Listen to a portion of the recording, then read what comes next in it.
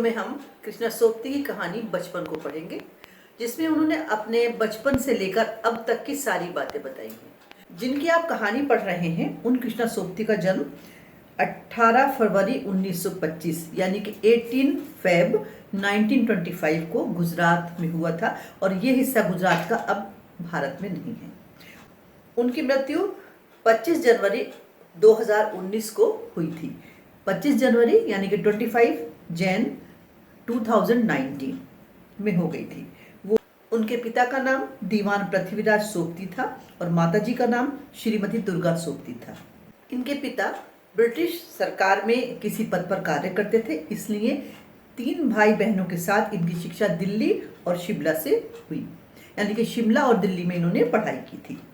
उन्हें बहुत सारे सम्मान मिले, कथा चूड़ामणि पुरस्कार, साहित्य शिरोमणि पुरस्कार, हिंदी अकादमी पुरस्कार, शलाका सम्मान साहित्य अकादमी पुरस्कार, साहित्य अकादमी फेलोशिप।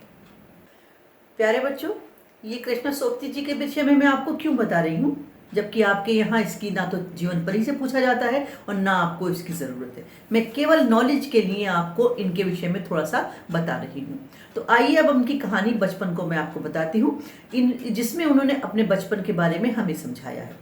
इतनी बड़ी आयु में उन्होंने ये कहानी लिखी है, इतनी बड़ी आयु में उन्होंने ये बात हमें सबको बताई है कि उस आयु में वो कहती हैं वो सबकी नानी भी हो सकती है, दादी भी हो सकती है, मौसी भी हो सकती है और बुआ भी हो सकती है।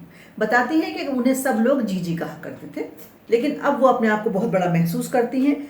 इसका कारण भी वो बताती हैं कि उनका जन्म जो था पिछली सदी में हुआ था और अब हम 2000 में हैं। उनके पहनने ओढ़ने में पहले में और अब में काफ़ी परिवर्तन आ चुका है। पहले वो बहुत रंग बिरंगे कपड़े पहनती थी, लेकिन अब कपड़ों का रंग बदल चुका है। पहले वो फ्रॉक, निकर, लहंगे, स्कर्ट, गरारे पहनती थी, लेकिन अब वो चूड़ीदार और घेरदार कुर्ते पहनने लगी हैं। बचपन की यादें उन्हें बहुत हैं, बहुत चीज़ें याद हैं। अपने वो सारे बचपन के फ्रॉक, स्टॉकिंग्स, अपने ट्यूनिक उन्हें याद हैं, उनके रंग भी उन्हें याद हैं। उन्हें फ्रिल वाले कपड़े, फर वाले कपड़े अभी भी कभी कभी याद आते हैं। 2 ट्यूनिक के बारे में तो वो कहती हैं कि एक का रंग चॉकलेट का सा था और दूसरा ग्रे कलर का था सफ़ेद के साथ। उन्हें अपने बचपन के मोजे और स्टॉकिंग भी याद हैं। उस ज़माने में जो बच्चे हैं वो अपने मोजे खुद धोया करते थे, नौकर या नौकरानी से धोने की सख्त मनाही हुआ करती थी। पूरा रविवार यानी कि संडे वो इसी काम में लगाते, या तो जूते पॉलिश करते या अपने मोजे और स्टॉकिंग धोया करते थे।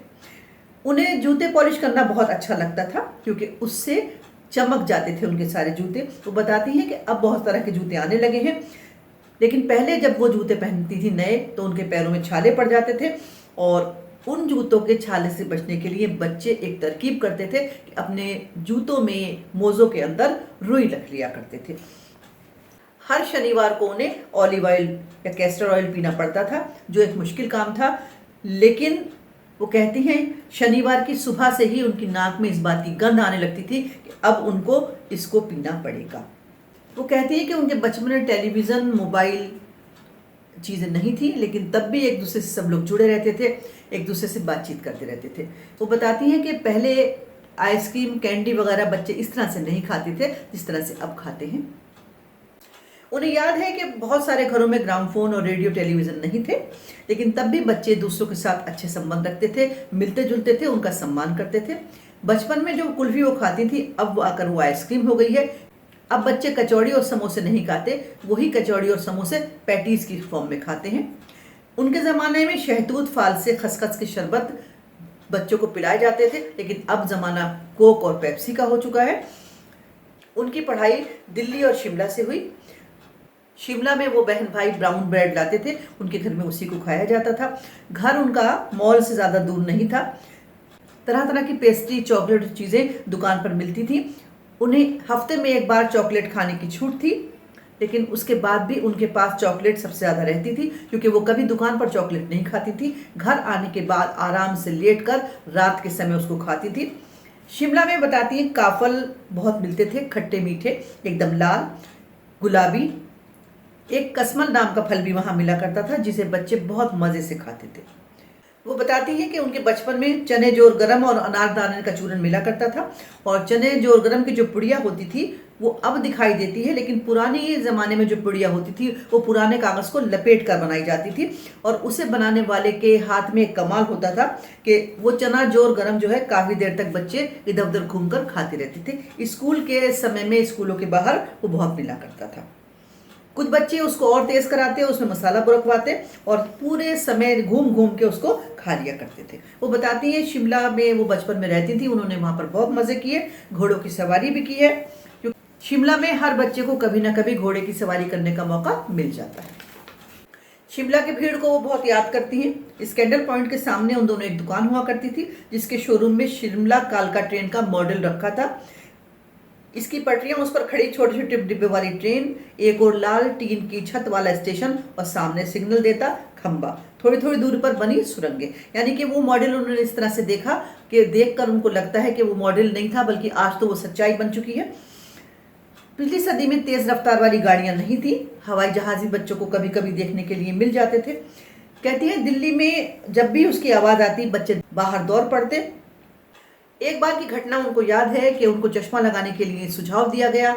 जब उन्होंने चश्मा लगाया तो उनका भाई कहने लगा कि वो चश्मा लगाकर बिल्कुल भी अच्छी नहीं लगती हैं। ये बात उन्हें बहुत बुरी लगी, लेकिन धीरे धीरे चश्मा उनकी आदत बन गया और उन्होंने चश्मा लगाना शुरू कर दिया। कहती है कि अब चश्मा उनके साथ चेहरे के साथ इतना घुल मिल गया है कि वो अगर हटा दें तो वो उन्हें खाली खाली लगता है।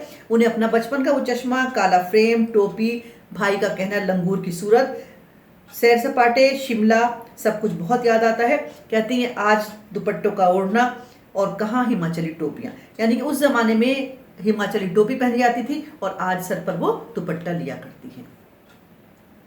इस तरह से कृष्णा सोपती जी ने इस कहानी में अपने बचपन को बच्चों आपके बचपन के साथ तुलना की है, आपके बचपन के साथ कंपेयर करके बताया है कि अब के ज़माने में और तब के ज़माने में क्या अंतर आ चुका है। तब वो रंग बिरंगे कपड़े पहना करती थी जब नन्ही बच्ची थी, छोटी थी।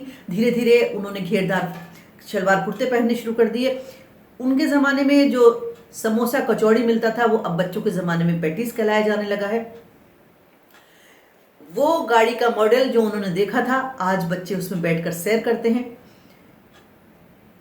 उस ज़माने में भी उनको चीज़ें मिलती थी, लेकिन वो चीज़ें बहुत टाइट में नहीं होती थी। चॉकलेट टॉफ़ी उनको मिलते ज़रूर थे, लेकिन हफ्ते में एक बार। कहती हैं उस ज़माने के जो चूरन वाले थे उनके चूरन को वो आज भी मिस करती हैं, वो इसे याद करती हैं, और चना जोर गरम भी उन्हें बहुत याद आता है। अब वो बड़ी हो गई हैं, लेकिन भाई का ये कहना कि उनके चेहरे पर चश्मा बिल्कुल अच्छा नहीं लगता उन्हें कभी भूलता नहीं है, वो सदा उसको याद रखती हैं। कहती हैं कि अब वो इतनी बड़ी हो गई है कि चश्मा उनके चेहरे से घुल मिल गया है, लेकिन एक समय ऐसा था कुछ चश्मा लगाने पर उनको बहुत सारी बातें अपने भाई की सुननी पड़ती थी। उस ज़माने में वो बताती है कि हिमाचली टोपी पहनती थी, लेकिन आज सर पर दुपट्टा पहनने लगी हैं। समय परिवर्तन के साथ साथ बहुत सारी चीज़ें बदल जाती हैं। आज अभी आप छोटे हैं, लेकिन कल जब आप बड़े हो जाएंगे तो बहुत सारी चीज़ें आपके लिए भी बदल जाएंगी। याद कीजिए अपना फर्स्ट और सेकंड का नर्सरी का ज़माना, जब आप क्या थे और किस तरह से रहते सहते थे, और आज बड़े होते होते आप कहाँ तक पहुँच गए हैं। डिस्क्रिप्शन बॉक्स में इसकी समरी है, उसे भी ध्यान से पढ़ लीजिएगा। चैनल को मेरे सब्सक्राइब कर लीजिए, लाइक शेयर करते रहिए। Thank you.